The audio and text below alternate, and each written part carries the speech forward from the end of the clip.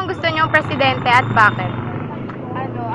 Honestly talaga, parang wala kasi akong gustong presidente. Ang gusto ko lang talaga, kung papipiliin man ako, gusto ko yung pinagalo-halong lakas ng loob ni Duterte, talino ni Miriam Defensor Santiago, puso ni Grace ko, at saka yung pagiging tapat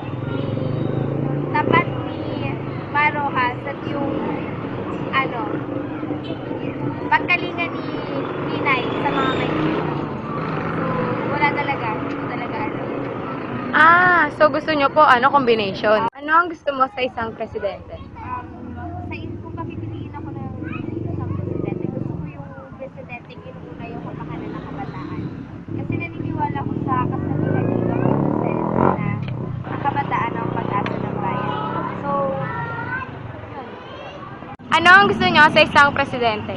Ako yung gusto ko yung yung totoo. Kasi sa panahon ngayon, di ba, naglalaban na lang sa publiko dahil sa pera. Kaya, mas na yung totoo ko niya, yung para bang about dun sa, kahirapan, di ba? Yan.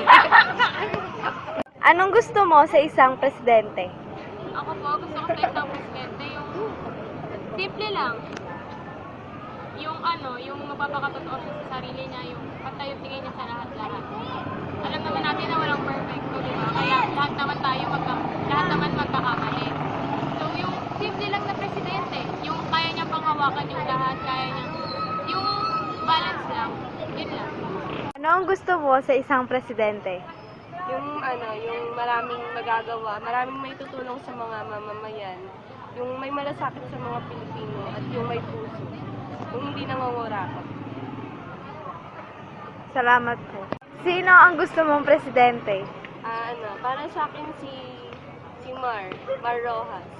Kasi alam ko na marami siyang matutulong sa Pilipinas. Then yung feeling ko may malasakit siya sa mga Pilipino. Tapos yung hindi niya pinababayaan yung mga masasakupan niya. Salamat po. Sino po gusto niyong maging presidente? Bakit po?